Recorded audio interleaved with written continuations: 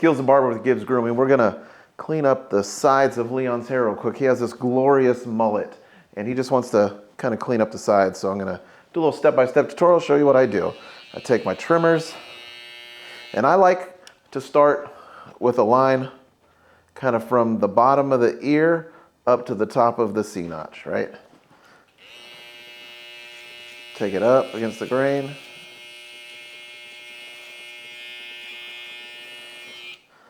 Now that I have that line in, I'm gonna fade it in. And if you know how to just do a regular fade, it's no different, it's just in a smaller area. What I like to do is I open my clippers all the way and then go down one notch. And the reason I'm going down one notch is that gives me a little bit of room to stretch out that fade when I'm blending it with the next guard. So I go. And when I'm cutting, I'm always flicking out with the C-stroke motion. It doesn't put the hard line in there when you're cutting the hair. And then I'm just gonna, like a regular fade, come down, until I get that, what I just did, blend it out. Now I'm gonna come and grab a guard. I'm gonna start with my 2 guard, and I'm gonna start blending down with this now. Coming up, C-stroke notch. And I'm keeping in mind the same shape of this taper when I'm doing it. I don't want to have my clippers at an angle like this and cutting the wrong angle of that taper, so I'm keeping it parallel to that bottom line. Coming up and out, up and out. And one of the tools that barbers can use, other than sight, is sound. I know exactly how it should sound when I'm cutting, so if I don't hear that sound, I know I'm not cutting enough. And if you hear the really bad sound, you know you cut too much. You just gotta hope your client doesn't know what that sound sounds like.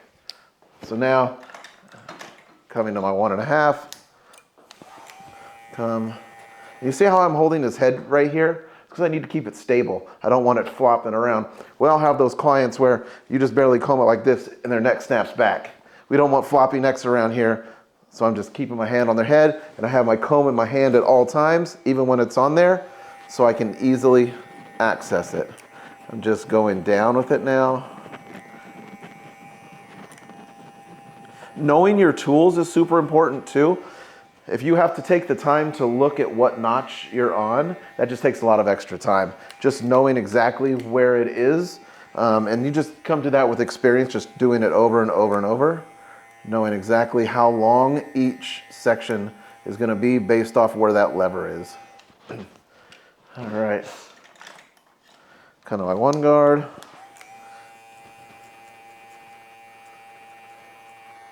Blend that down. And I'm stretching the skin a lot because when it comes to these bald fades, I like to get as much tension in there as I can.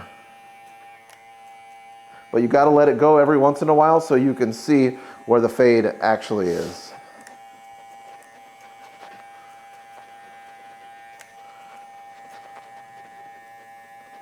I'm using the corner of here, of the clipper, just to kind of help blend that in. You don't always have to use the whole blade. You could just use parts of it to really get that precise fading in.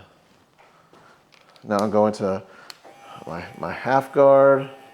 And now this is where you're going to really start to see it blend out.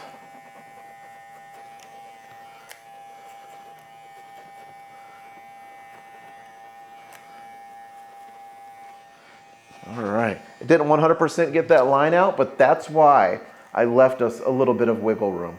When I told you I only closed it to the 4th one, now I'm going to open it to the 5th one. And that is going to give me what I need to go ahead and get the finish of that line out. Now that I have my comb, I'm going to do a little bit of clipper over comb to kind of blend into the top.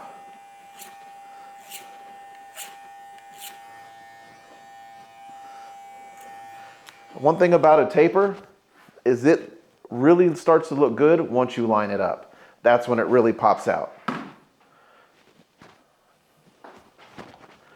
I'm going to use my foil shaver to bald out that bottom even more.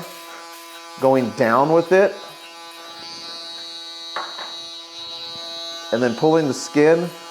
I'm going down with it, and then I'm coming up in kind of a feather motion. I'm not putting a hard line in there with these clippers. I'm only using one of the foils, and I'm going down and then up. Now I'm using the corner just like I did on my clippers to get that blurriness. Grab my trimmers, line it up from the back and forward. And this is when that taper really is going to pop out.